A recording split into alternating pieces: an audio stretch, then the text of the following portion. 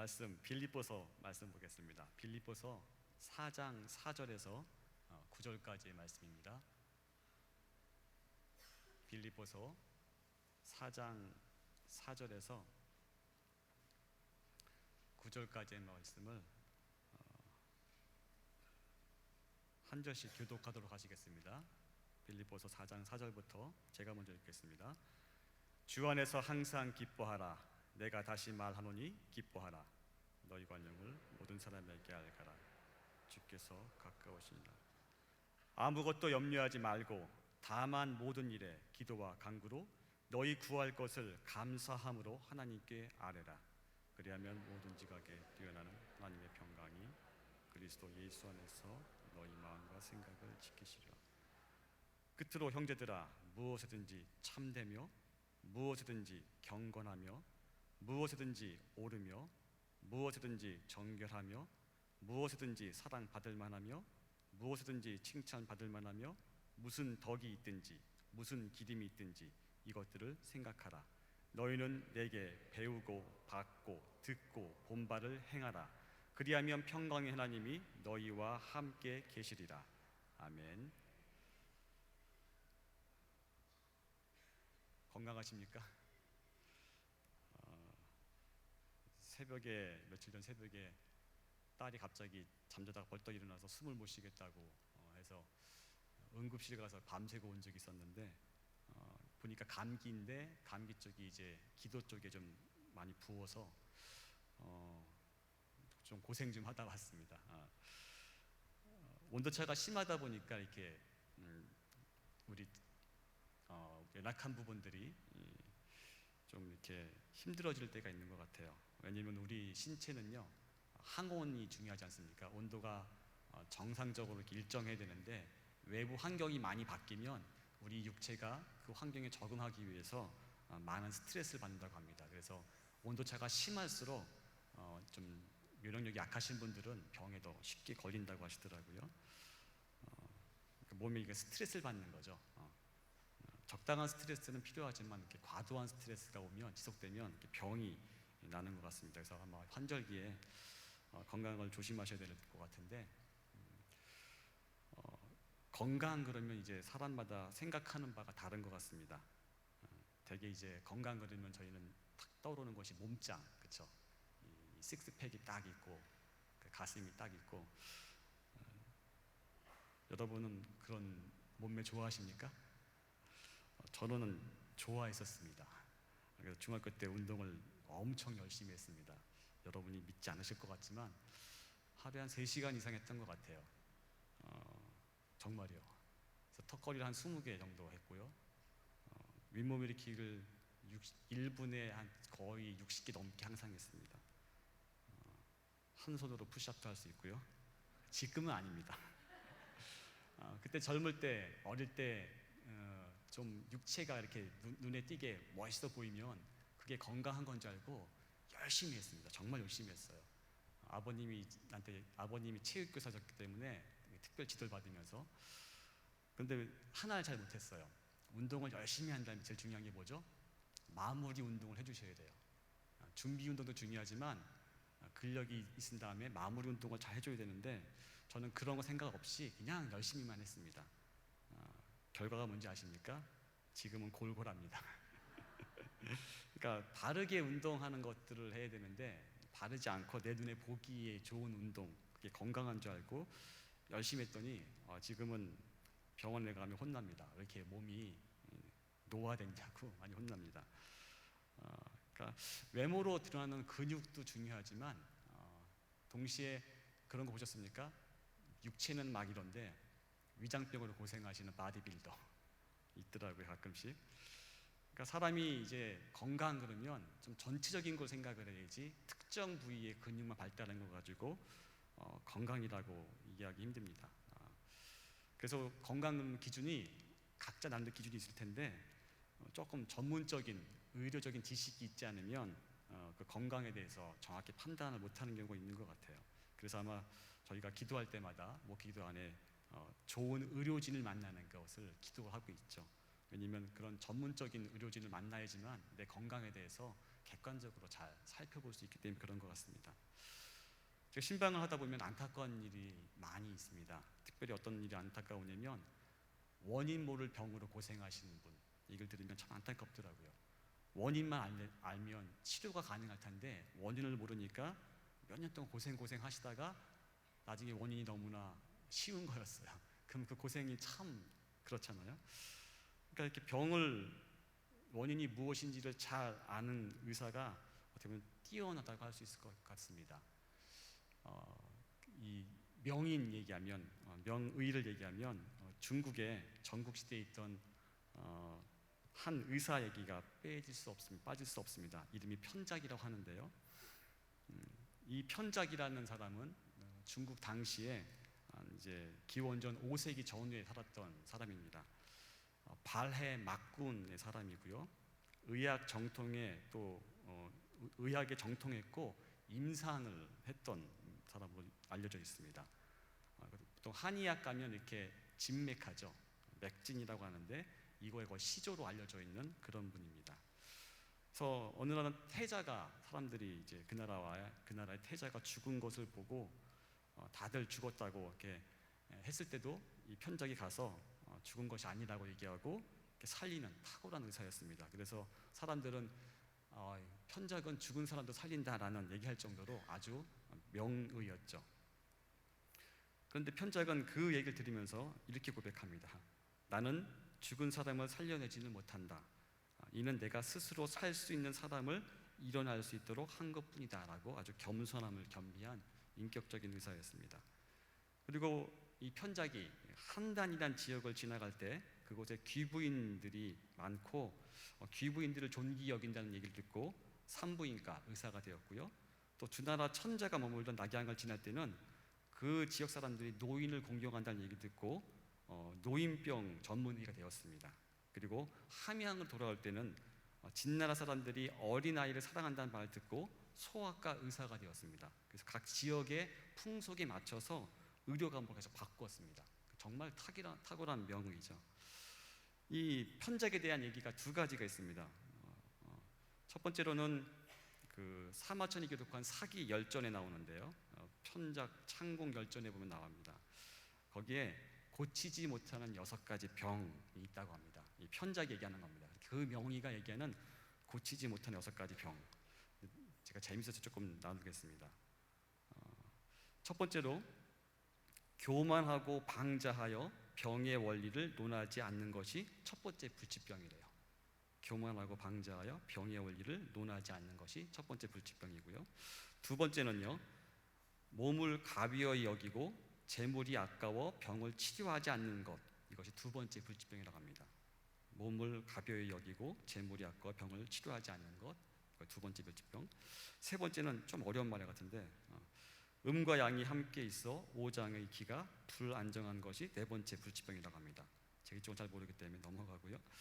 5번에 보면요, 다섯 번째가 몸이 극도로 허약하여 약을 먹을 수 없는 것이 다섯 번째 불치병이라고 합니다. 약도 소화 못할 정도로 약한 상태가 불치병이라고 얘기하고요. 여섯 번째 제가 웃으면서 읽었는데 무당의 말만 믿고 의사를 믿지 않는 것이 여섯 번째 불치병이라고 합니다. 무당의 말. 이 당시도 무당이 많았던 것 같아요. 요즘도 많죠, 그렇죠? 여러분 어떻습니까? 여러분 불치병 있습니까? 마무리를 이렇게 합니다. 편작은 이러한 것 중 하나만 있어도 치료하기가 매우 어렵다. 교만하고 방자해서 병의 원리를 논하지 않고 뭐 이렇게 여러 가지 돈을 더 몸보다 아끼는 거, 또 입고 먹는 것을 적절하게 하지 못하는 거, 여러 가지. 또 무당의 말을 의사보다 더 믿는 거, 이런 것들. 그리고 출처는 명확하지 않은데요. 이거는 이렇게 흘려내려 오는 얘기인데 편작의 형제 얘기가 있습니다. 저는 이걸 들으면서 내가 본받아야 될 어떤 태도다. 어떤 태도냐면 편작의 형제가 2명이 더 있다고 합니다. 그러니까 편작의 막내라고 이 글에서 얘기하는데 첫째 형이 있고 둘째 형이 있고 편작 삼형제인데 3명 다 의사라고 합니다. 위나라 임금이 편작에게 이렇게 물었다고 합니다. 그대 삼형제 가운데서 가장 병을 잘 치료하는 사람은 누구인가라고 물어봤습니다. 그때 편작은 큰 형님이 가장 의술이 훌륭하고 그 다음이 둘째 형님이고 제 의술이 가장 비천하다고 얘기합니다. 그래서 임금이 이유를 물었습니다. 왜 그렇습니까? 라고 물었을 때 편작은 이렇게 얘기합니다. 큰 형님은 상대방이 아픔을 느끼기 전에 얼굴빛을 보고 그에게 장차 병이 있을 것을 미리 알아서 병이 생기기 전에 원인을 제거해 준다고 합니다.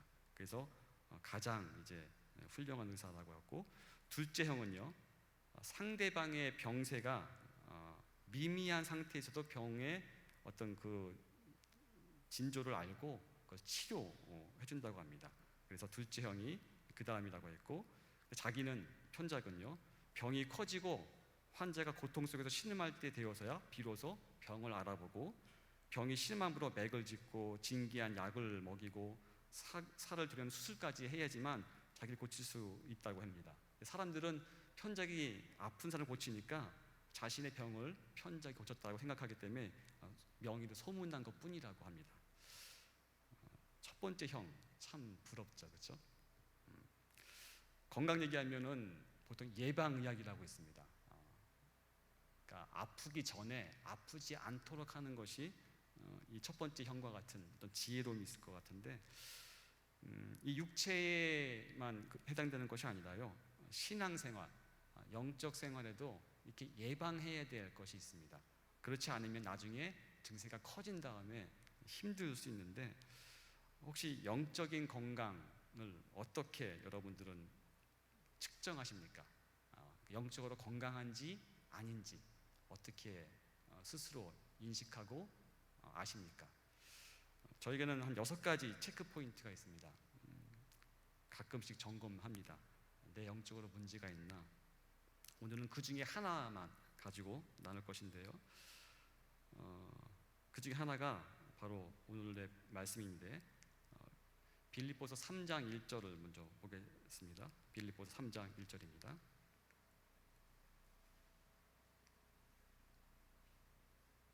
같이 읽겠습니다. 시작. 끝으로 나의 형제들아, 주 안에서 기뻐하라. 너희에게 같은 말을 쓰는 것이 내게는 수고로움이 없고 너희에게는 안전하니라. 사도 바울이 끝으로 항상 이렇게 강조했던 빌립보서 전체에 흐르고 있는 어떤 이 서신의 어떤 정서가 있습니다. 그건 바로 기쁨입니다. 기쁨. 사도 바울은 믿음의 안전장치로 기쁨을 얘기하고 있습니다. 제가 영적인 상태를 점검할 때 제가 가장 먼저 점검하는 게 뭐냐면, 내 안에 기쁨이 있는가. 예배의 기쁨, 섬김의 기쁨, 만남의 기쁨, 사역의 기쁨들이 있는지를 점검합니다. 없다 그러면 제가 영적으로 뭔가 문제가 있다라고 판단하고 그 원인을 찾기 시작합니다.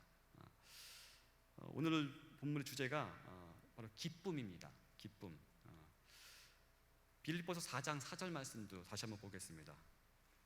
빌립보서 4장 4절 말씀 같이 한번 읽겠습니다. 시작.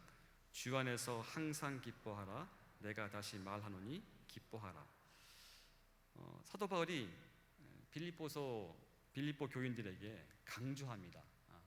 주 안에서 항상 기뻐하라. 내가 다시 말하노니 기뻐하라. 사도 바울이 추구한 기쁨은 무엇이었을까요? 혹시 육체적 만족을 얻는 기쁨이었을까요?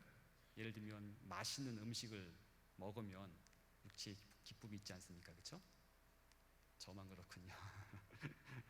맛있는 음식 먹고 또 좋은 경치를 보고, 그렇죠? 잘 쉬고 이러면 기쁨이 몸에 있는 것 같아요. 그렇죠? 또 여러분 어떤 소유, 어떤 업적에서 오는 기쁨이 있는 거예요. 어떤 뿌듯함이 있죠. 그래서 어떤 일을 잘 마무리했을 때, 또 여러분의 주머니가 두둑할 때 미소가 싹 생기죠. 그렇죠?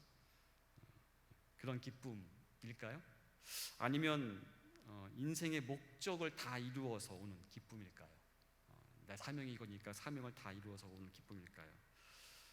아마 이런 종류는 제가 말하려고 하는, 또 사도 바울이 얘기하는 기쁨과는 종류가 다른 것 같습니다. 아마 단어를 다른 걸 써야 될 것 같아요.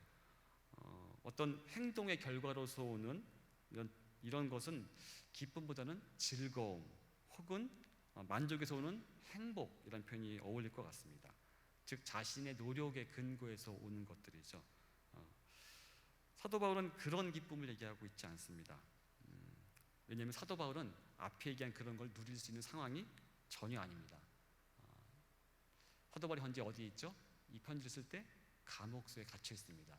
언제 죽을지 모르는 상황입니다. 그런데 이 빌립보서 서신서 전체에 보면요, 기쁨이 충만해 있습니다. 그게 무엇일까? 사도 바울이 얘기하는 기쁨은요, 이런 외적인 데서 오는 기쁨이 아닌 것이죠. 바로 내적인 기쁨입니다. 내적인 기쁨은 하나님을 아는 것과 하나님을 신뢰하는 것으로부터 옵니다.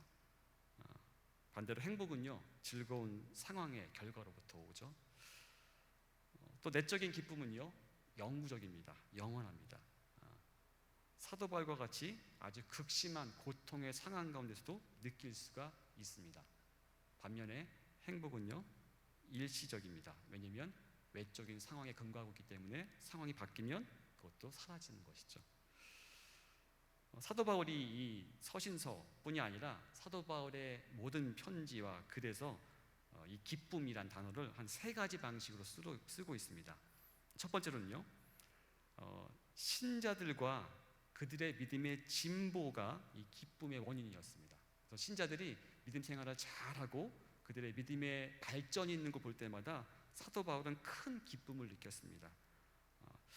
데살로니가 전서 말씀을 잠깐 보겠습니다. 데살로니가 전서 2장 19절에서 20절 보면 잘 표현하고 있는데 같이 읽어보겠습니다. 시작. 우리의 소망이나 기쁨이나 자랑의 면류관이 무엇이냐? 그가 강림하실 때 우리 주 예수 앞에 너희가 아니냐? 너희는 우리의 영광이요 기쁨이니라. 데살로니가 교인들 향해서 너희가 나의 기쁨이다라고 고백하고 있습니다. 제가 아까 처음에 그렇게 인사를 시켜드린 거예요. 당신은 나의 기쁨입니다. 이게 첫 번째 기쁨이라는 표현을 쓸 때 방식이었고요. 또 하나 있습니다. 이거는 이해하기가 좀 힘든 부분인데요. 왜냐하면 사도 바울은요, 그리스도를 위해 고난을 당할 때 결과로 기쁨을 얻습니다. 여러분 이해하실 수 있겠습니까?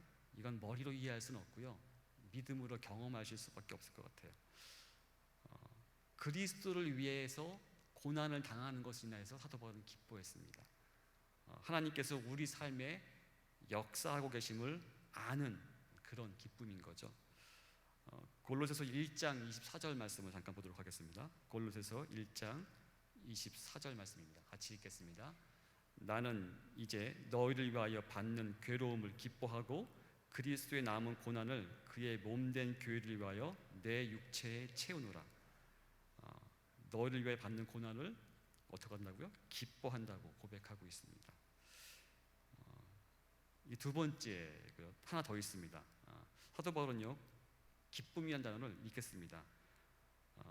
우리가 만들어낼 수 있는 것이 아니고 궁극적으로 성령의 선물이라고 쓰고 있습니다. 기쁨은 우리에 대한 하나님의 사랑의 결과로 주어진다고 얘기하고 있습니다. 로마서 14장 17절 말씀입니다. 로마서 4장 14장 17절 같이 읽겠습니다. 하나님의 나라는 먹는 것과 마시는 것이 아니요 오직 성령 안에 있는 의와 평강과 희락이라. 그래서 희락이 바로 기쁨입니다. 똑같은 단어거든요. 그러니까 결국 성령께서 우리 안에 계실 때 주시는, 하나님의 사랑이 우리 안에 거할 때 주시는 그 결과로 오는 것이 바로 기쁨이라고 사도 바울은 그 기쁨을 사용하고 있습니다.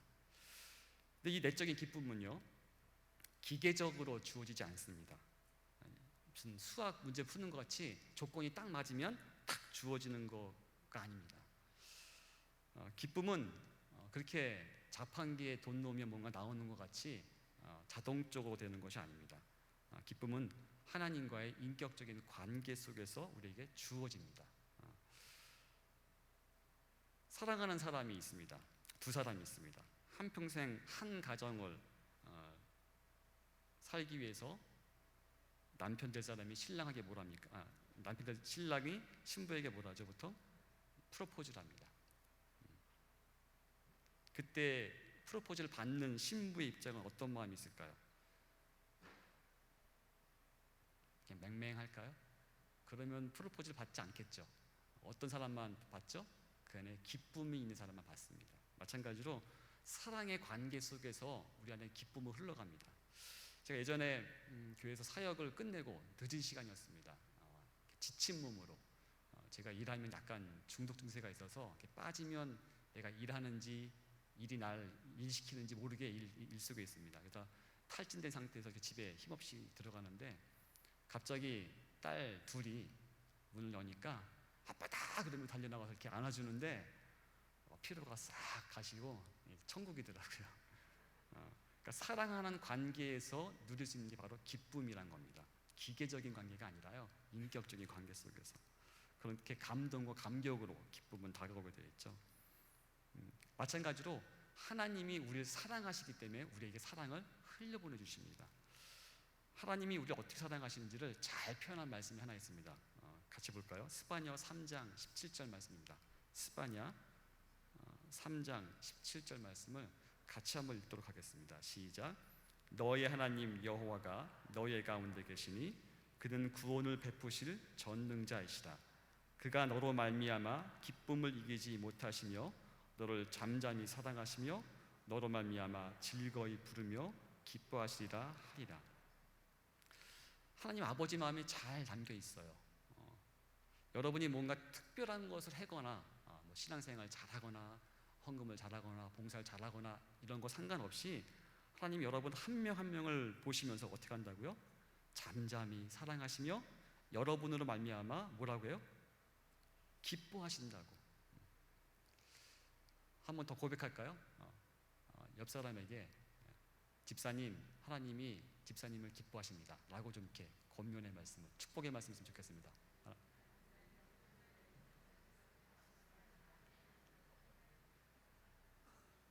그리고 자신에게 됐으면 좋겠어요. 자신의 이름을 넣어서 누구누구야 하나님이 너를 기뻐한단다.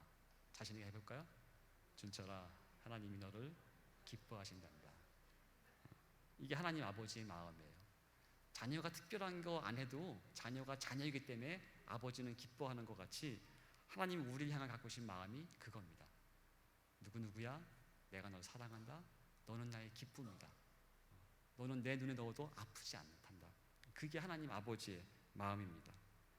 그래서 저희가 부모로서 자녀를 낳았을 때 해산의 어려움이 있지만 자녀를 얻었을 때 모든 어려움이 아닌 것이 바로 그 기쁨 때문에 그런 거죠. 바로 이 기쁨이라는 것은 사랑의 관계 가운데서 이렇게 흘러나오는 것입니다. 근데 이게 하나님의 사랑은요, 죽음까지도 초월한 사랑입니다.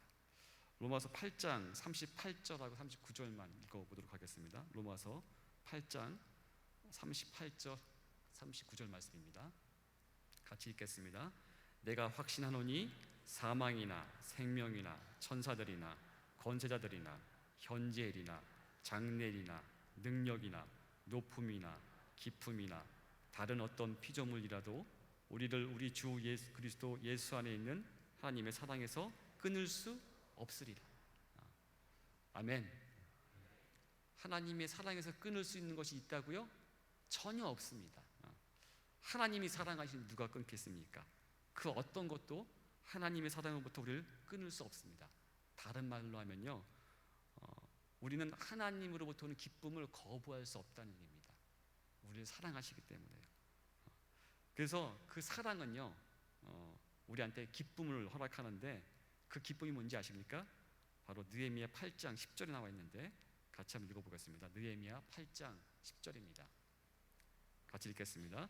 느헤미야가 또 그들에게 이르기를 너희는 가서 살찐 것을 먹고 단 것을 마시되 준비하지 못한 자에게는 나누어 주라. 이날은 우리 주의 성일이니 근심하지 말라. 여호와로 인하여 기뻐하는 것이 너희의 힘이니라 하고. 자, 여호와를 인하여 기뻐하는 것이 뭐라고요? 우리의 힘이라고 성경 기록하고 있습니다. 다른 말로 하면 하나님의 기쁨이 우리의 힘입니다. 여러분 스스로 기쁨을 찾아서 발견할 수 없습니다. 왜냐면요, 그 기쁨이란 것은 하나님의 기쁨이 충만할 때 우리에게 자연스럽게 누리게 되는 그것이 하나님의 기쁨이기 때문에 그렇습니다. 즉 하나님의 기쁨은 하나님의 임재 안에서만 누릴 수 있습니다. 하나님과의 친밀한 관계 속에서만 누릴 수 있는 바로 그것이 기쁨입니다. 그래서 사도 바울이 그 상황과 또 환경과 상관없이 내적인 영적인 기쁨을 누린 것입니다.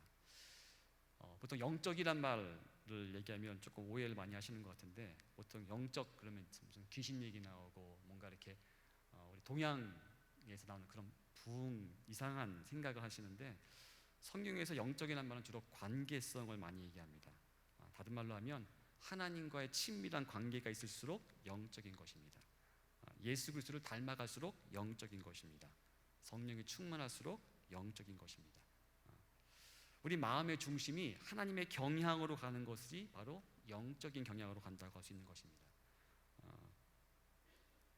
그래서 우리 안에 이런 영적인 기쁨, 하나님의 그 친밀한 관계로부터 오는 그런 영적 기쁨이 관계가 있을 때 우리 안에 이런 기쁨이 있습니다. 그래서 사도 바울은요 이렇게 강조합니다. 주 안에서 기뻐하라. 주 안에서. 왜냐하면 주님의 임재 안에 있을 때만 우리가 그 기쁨을 누릴 수 있기 때문에 그렇죠.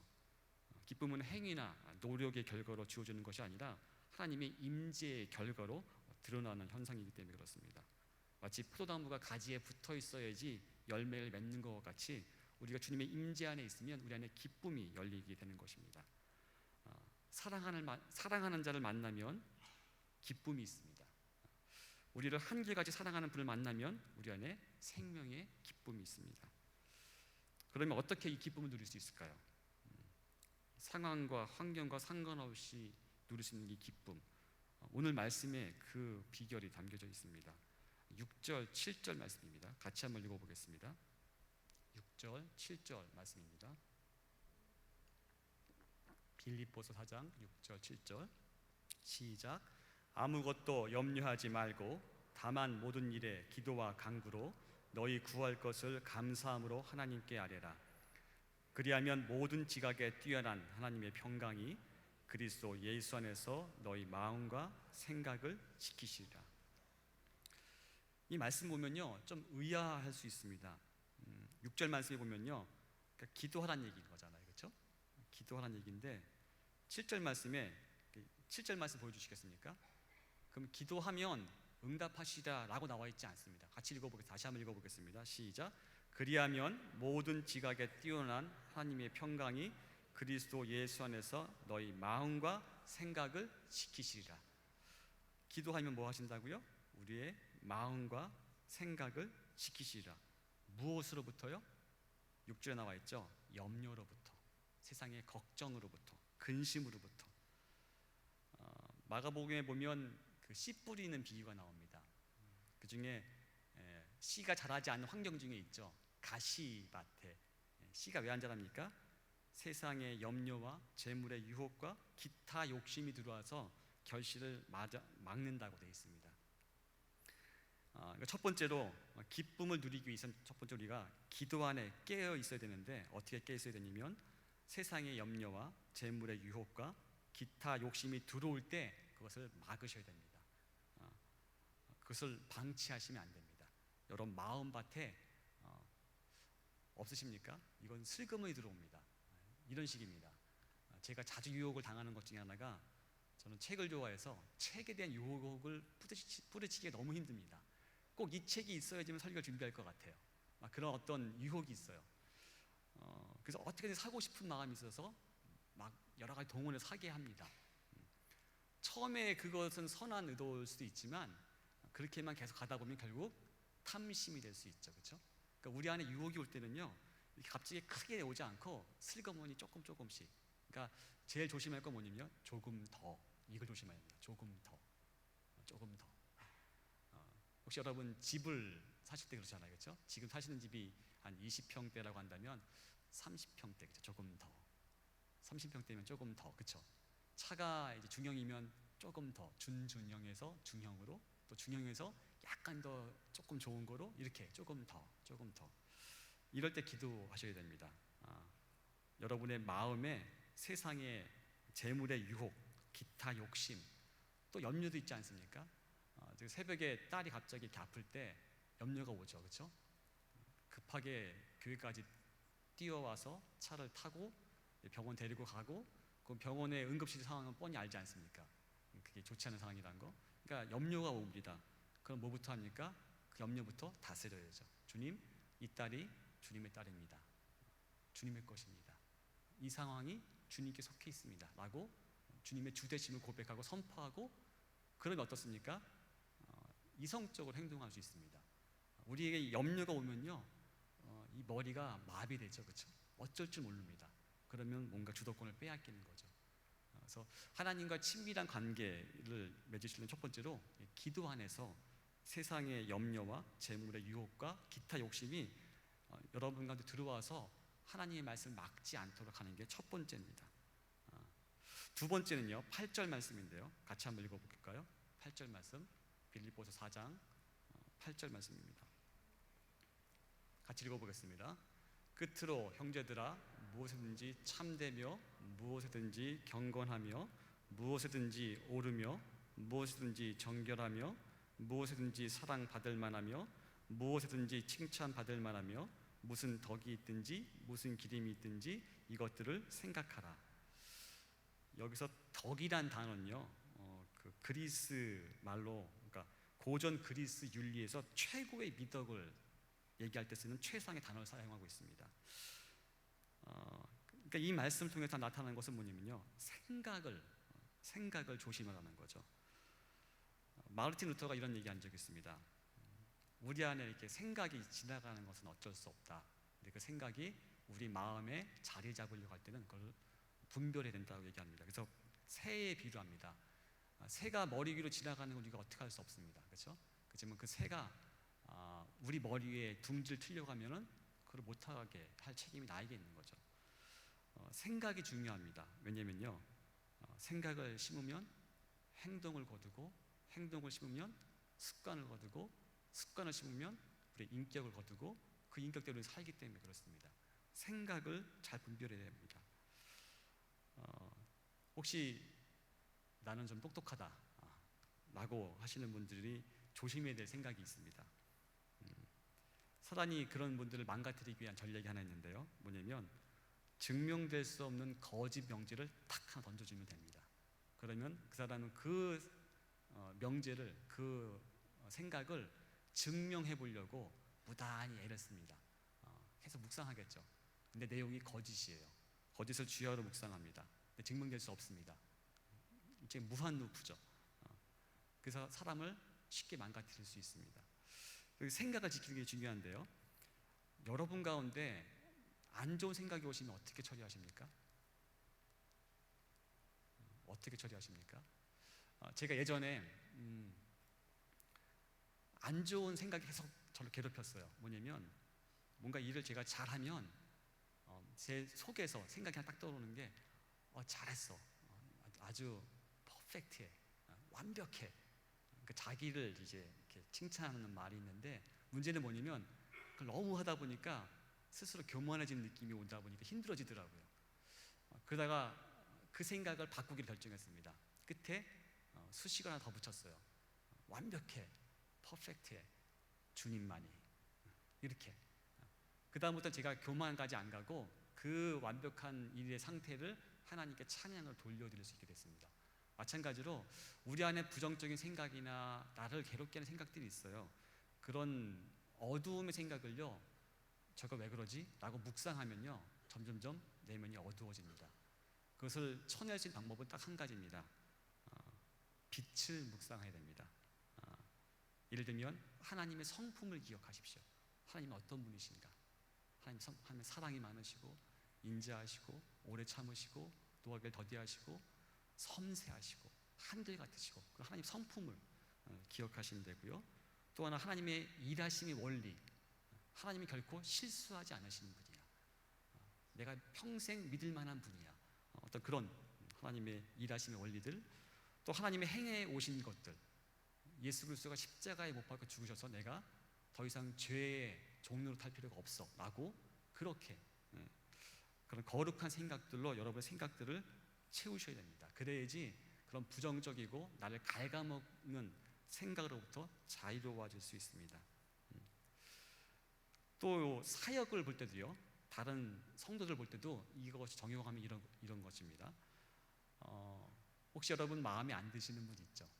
그리고 생각이 자꾸만 꼬리어요. 저 사람은 왜 저럴까? 라는 생각이 막 이렇게 생깁니다. 그럴 때 어떻게 처리하십니까? 그때 기도하십시오. 그 제목을 가지고 축복하시고 기도하십시오.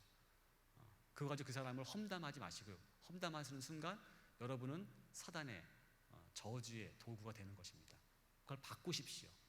역발상이죠. 바꾸셔서 그걸 기도 제목 삼고 그분에게 축복하는 기도를 바꾸십시오. 보일 때마다. 또 교회 사역들이 있지 않습니까? 사역이 있을 때 왜 저거는 아무도 안 하지? 저 사역은 저렇게 해야 되는데 왜 아무도 안 하지? 라고 교회에 불평, 불만하는 것이 아니라 그 소명의식 가지시고 나보고 하라고 하시나 보다라고 그것을 위해 기도하십시오. 하나님, 저 부분은 저렇게 되는데 길을 열어달라고, 우리 교회에 저런 사역이 있어야 되는데 그걸 할 수 있도록 하나님 역사해달라고 기도하십시오. 이게 바로 우리의 생각을, 악한 생각들을 거룩한 생각으로 바꾸는 방법입니다. 사도 바울은 그걸 얘기하고 있습니다. 그래서 뭐라고 합니까? 무엇인지 오르며 어떤 기림이 있든지 덕이 있든지 그런 것들을 생각하라고, 덕된 것을 생각하라고 우리 생각을 지키라고 권면하고 있는 것이죠. 그리고 9절 말씀에 이렇게 또 마무리합니다. 같이 한번 읽어보겠습니다. 시작. 너희는 본바를 행하라. 그리하면 평강의 하나님이 너희와 함께 계시리라. 사도 바울은 내게 배우고 받고 본바를 어떻게 하라고요? 행하라고요. 여러분의 행함이 없으면 거기에 구원이 있을까요? 전 잘 모르겠지만 분명한 것은 하나님이 심판하실 때 할 말 없을 겁니다. 그렇죠? 이 말씀에서 뭐라고 합니까? 본바를 행하면 그때 평강의 하나님이 어떻게 하신다고요? 우리와 함께 하신다고 합니다. 그러니까 행함이라는 게 쉽지 않다는 걸 알 수 있는 거죠. 여러분 기쁨은 어디서부터 얻으십니까? 여름 휴가 갈 것으로 기뻐하십니까? 아니면 수입이 많아지는 걸 기뻐하십니까? 아니면 다른 것을 기뻐하십니까? 그리스도인의 힘은요, 하늘로부터 주어지는 기쁨입니다. 이 기쁨은 하나님과의 친밀한 관계 속에 부어집니다. 하나님과의 친밀한 관계 속에서 또 성도들과의 친밀한 관계 속에서 우리 안에 경험되어집니다. 그래서 상황과 환경과 상관없이 내적인 기쁨을 누리게 됩니다.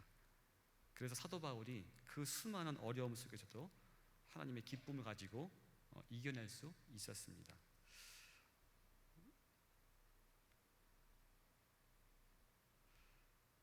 사도 바울이 권면했던 말씀을 기억하십시오. 주 안에서 기뻐하라.